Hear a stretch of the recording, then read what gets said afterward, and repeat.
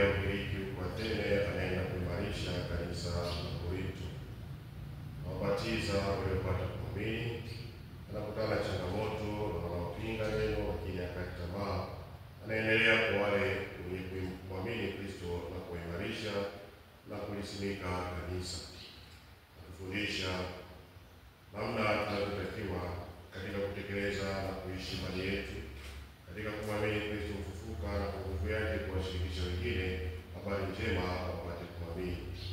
Tuombe neema ya kuwa vyombo vya kutangaza habari njema ya ufufuko, ili kuwajengea watu matumaini ya kiroho, wapate kumfufukia Kristo katika maisha yao. Kila dhambi zetu tupate kuziweka tayari mbele za Mungu. Namuangalia Mungu Mwenyezi. Nanyi ndugu zangu, kwani nimekosa mno kwa mawazo, kwa maneno, kwa matendo na kwa kutotimiza wajibu. Nimekosa mimi, nimekosa sana. Ndiyo maana namuomba Maria mwenye heri, Bikira daima, malaika na watakatifu wote, nanyi ndugu zangu, niombeeni kwa Bwana Mungu wetu. Mwenyezi atuhurumie, atusamehe dhambi zetu, atufikishe kwenye uzima wa milele. Amen. Bwana utuhurumie. Bwana utuhurumie. Kristo utuhurumie. Kristo utuhurumie. Bwana utuhurumie. Bwana utuhurumie. Tuombe.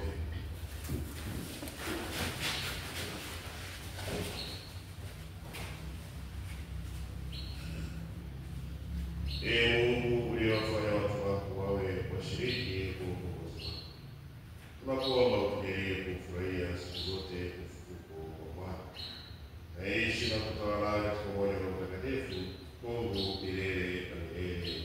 Amen.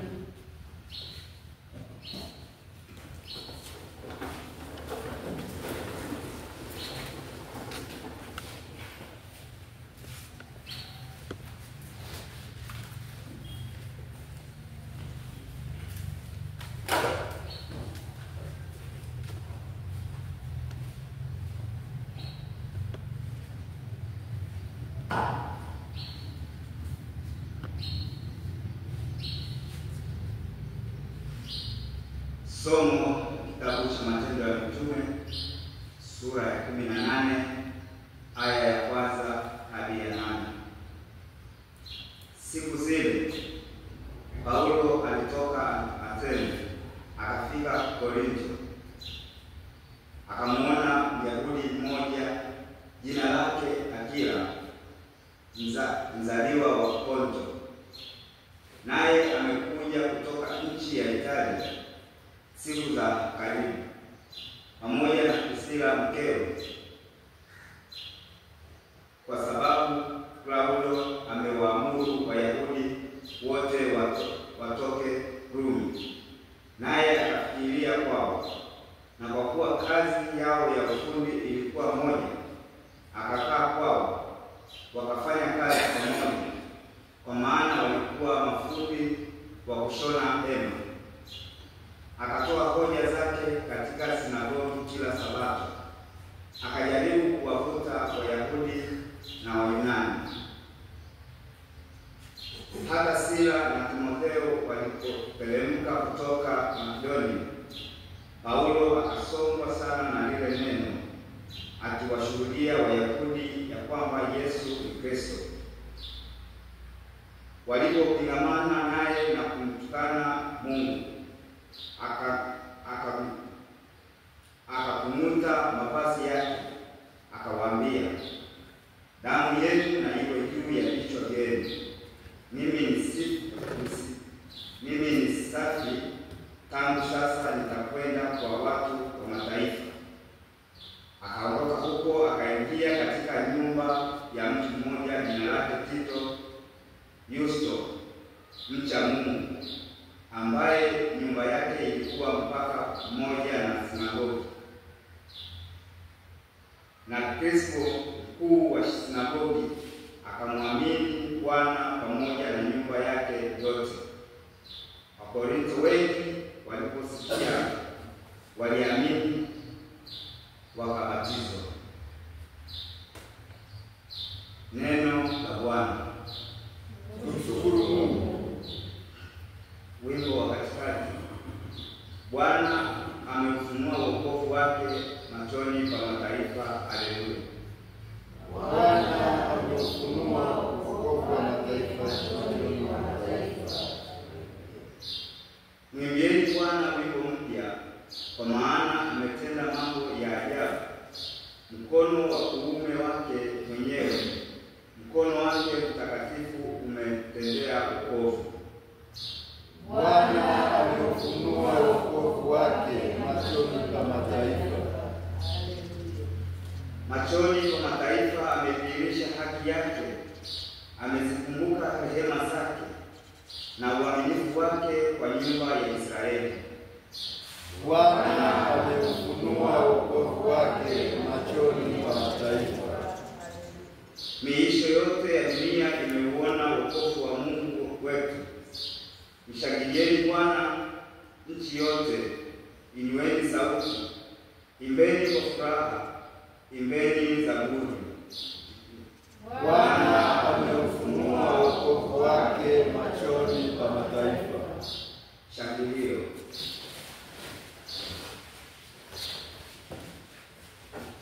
Haleluya, haleluya. Haleluya. Ilimpasa Kristo kupata mateso haya na kuingia katika utukufu wake. Haleluya. Haleluya.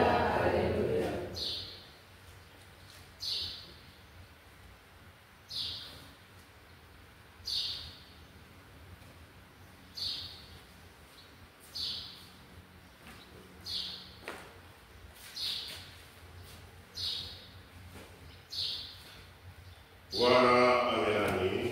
Na awe rohoni mwako.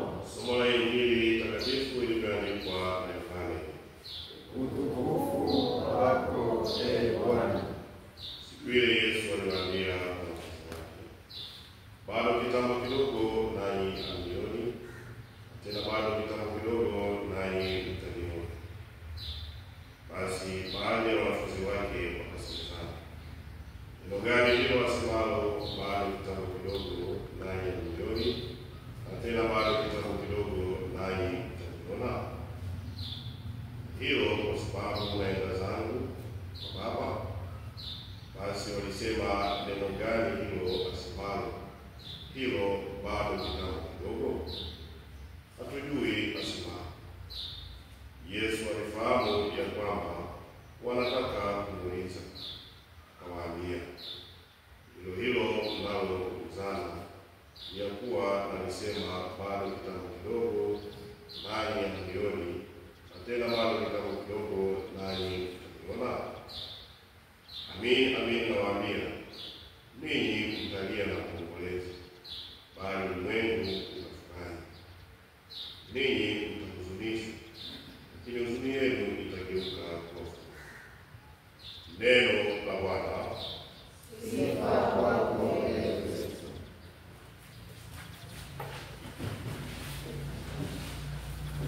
Ndugu wapendwa katika Kristo, tumsifu Yesu Kristo.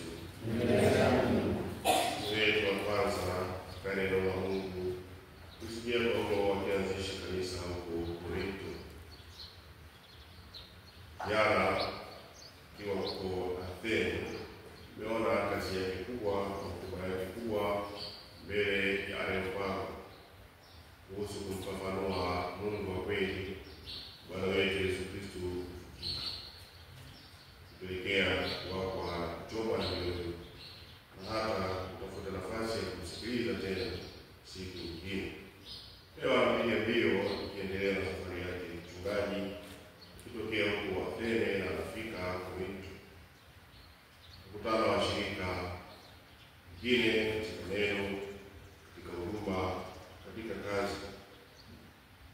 Anakutana na watu mbalimbali ambao wanampinga pengine na kutoa lugha za kashfa, kusikia za kumtukana Mungu. Anakunusa mavazi yake, kuambia damu yenu na iwe juu ya vitu vyenu, mimi safi.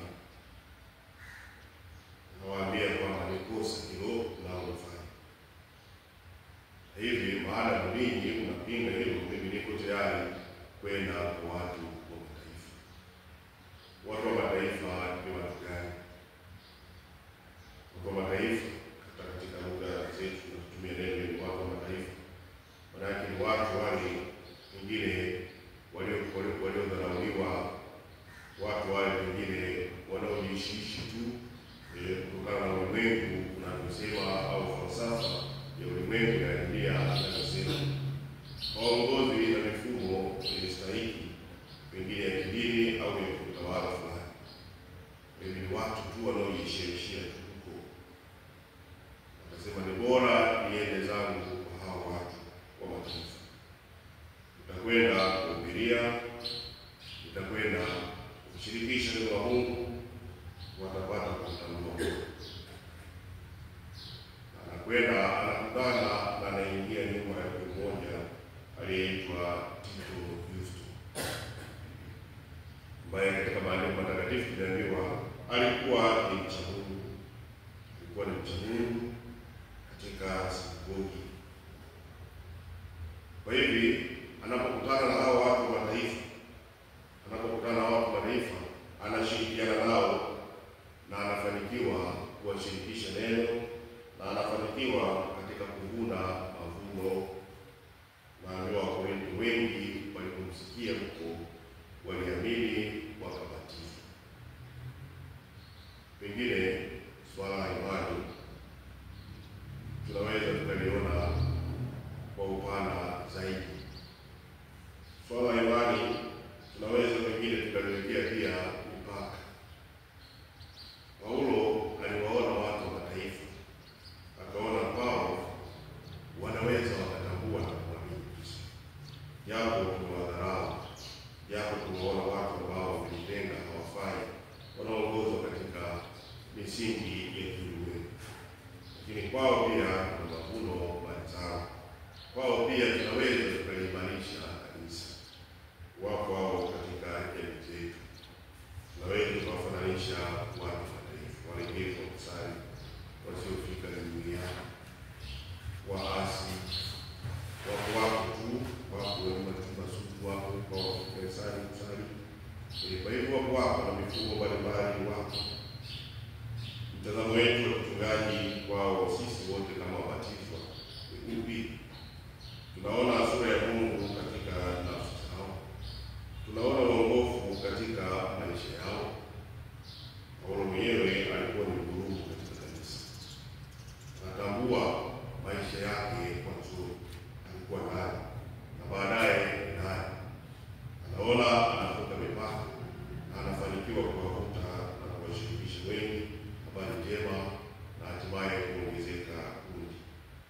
Sisi kwa ubatizo tumewekwa kazi tatu: kuhani, unabii na ufalme. Kazi yetu moja tu ya kuendelea upande huu, na pili na ufalme kutangaza kwa wenzetu pasipo kujiwekea mipaka. Twende kama Paulo alivyokwenda, watafute walegevu wako katika jamii zetu, wako katika familia zetu, na waangaliaji hao. Miaka nenda rudi tunawahesabu kama watu wa mataifa. Tambue kwao pia kuna mavuno pande zao ya kuwapata wafuasi, ya kulijenga kanisa. Kwao pia kuna wokovu, kuna kuliimarisha kanisa na kulistawisha kanisa na kuongeza idadi hiyo. Tuone jema, tuone vizuri katika watu hawa waliodharauliwa katika jamii zetu. Si tu imani, bali hata kijamii. Hata kijamii pia tunaweza kuwapata hawa nzuri wakawa na mchango mkubwa katika jamii zetu, sababu maelekeo ya kawaida ya binadamu wengine hawa kuona hawafai, na wale walioonekana kushika na kuishi kadiri ya taratibu na imani wengine na sheria, naona hao ndio wazuri.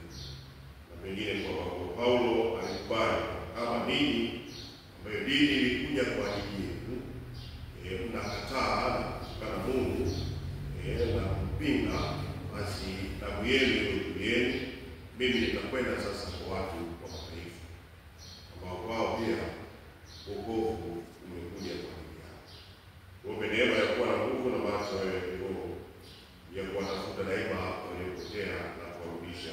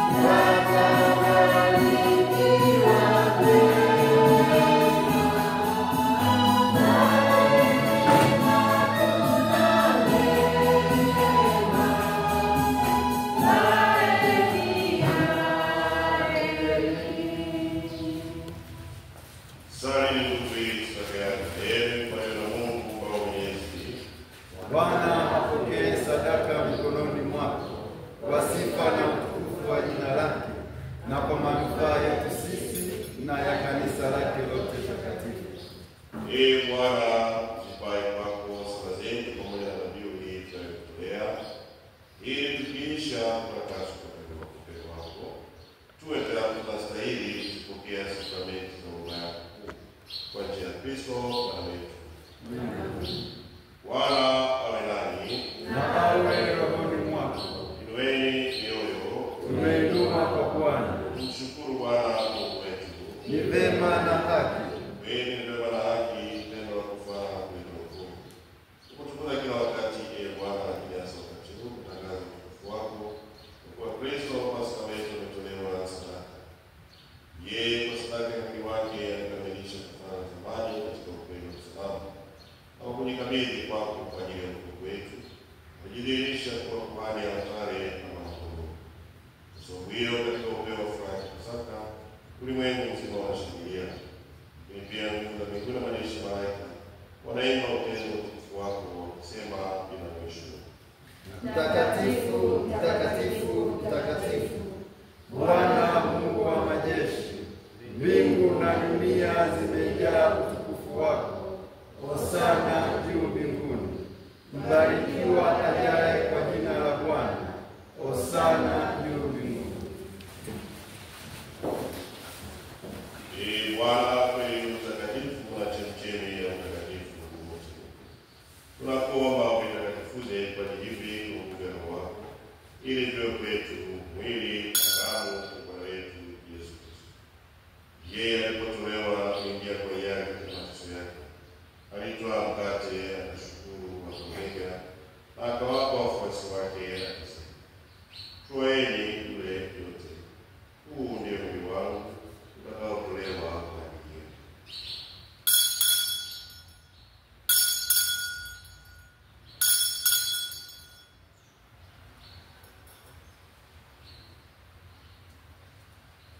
Vivyo hivyo, baada ya kula, akitwaa kikombe na kushukuru tena, aliwapa wafuasi wake akisema, twaeni mnywe yote, hiki ndicho kikombe cha damu yangu, damu ya agano jipya na la milele, itakayomwagika kwa ajili yenu na kwa ajili ya wengi na maondoleo ya dhambi. Fanyeni hivi kwa ukumbusho wangu.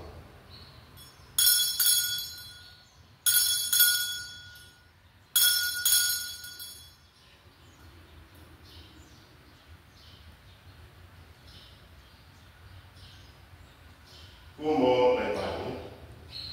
Ee Bwana, tunatangaza kifo chako na kuutukuza ufufuko wako mpaka utakapokuja.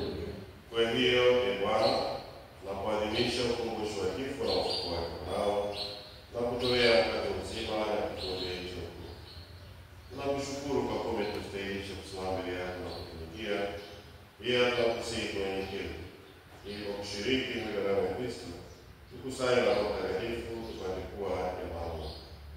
Bwana, ulifunguke kanisa lako lililoenea kote duniani, ukamilishe katika mapendo, pamoja na Roho Mtakatifu wetu Leo wa 14 na askofu wetu mkuu Yuda Thaddeusi Ruwa'ichi na askofu msaidizi mcha Mungu na wakleri wote. Wakumbuke watumishi wako na watu wanaoombea katika kanisa hili uliowaita kwako kutoka dunia hii. Uwajalie wao washirikishe kifo cha mwanao ubatizo, ushirikishe pia ufufuko wake. Kumbuke pia ndugu zetu wengine waliofariki dunia wakiwa katika mafuko, na marehemu wote waliofariki dunia katika huruma yako wapokee kwenye nuru ya uso wako. Tunakuomba uturumie sisi sote pamoja na Maria Bikira mwenyewe wa Mungu, Mtakatifu Yosefu na Bikira, kwenye heri Mtakatifu Ambrose, Mtakatifu Agata na watakatifu wote waliokupendeza tangu kale. Tustahili kushiriki kwa milele na kusifu na kutukuza kwa njia ya mwanao Yesu Kristo.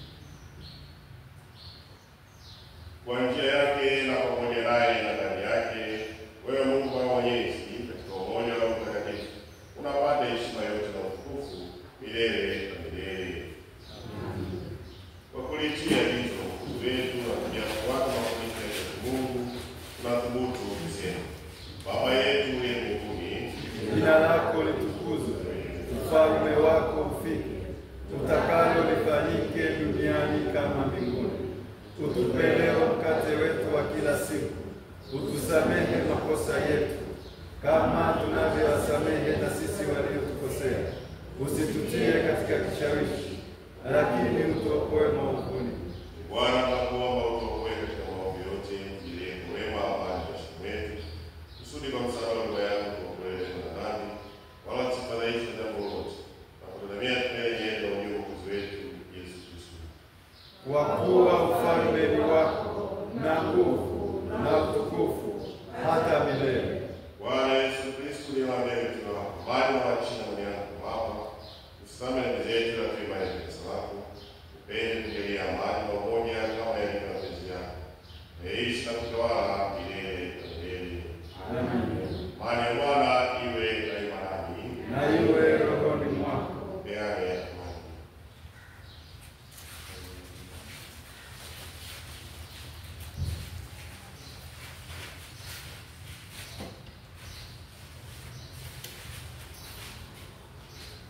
Mwana kondoo wa Mungu,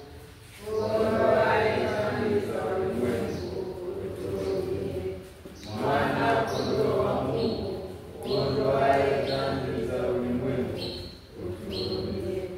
Mwana kondoo wa Mungu, uondoaye dhambi za ulimwengu, utujalie amani.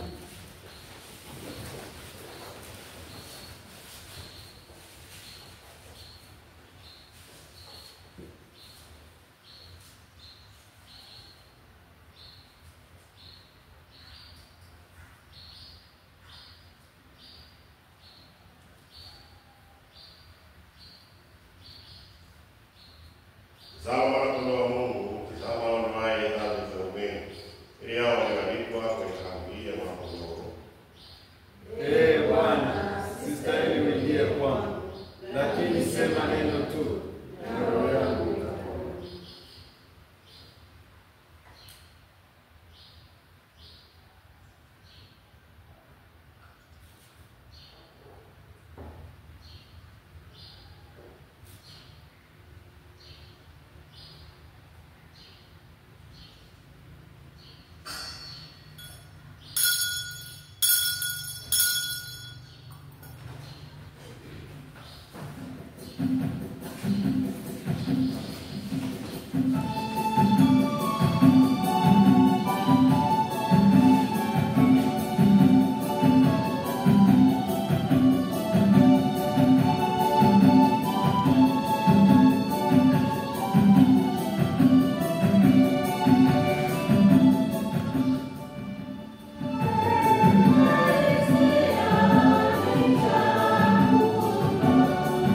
Tangu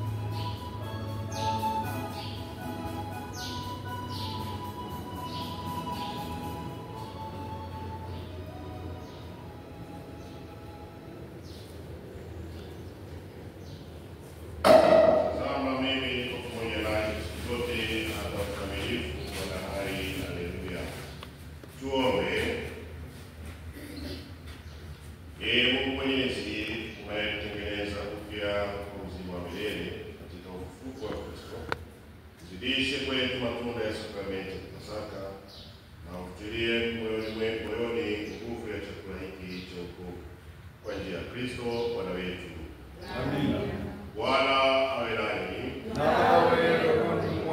Barikiwa kwa neno la Mungu Yesu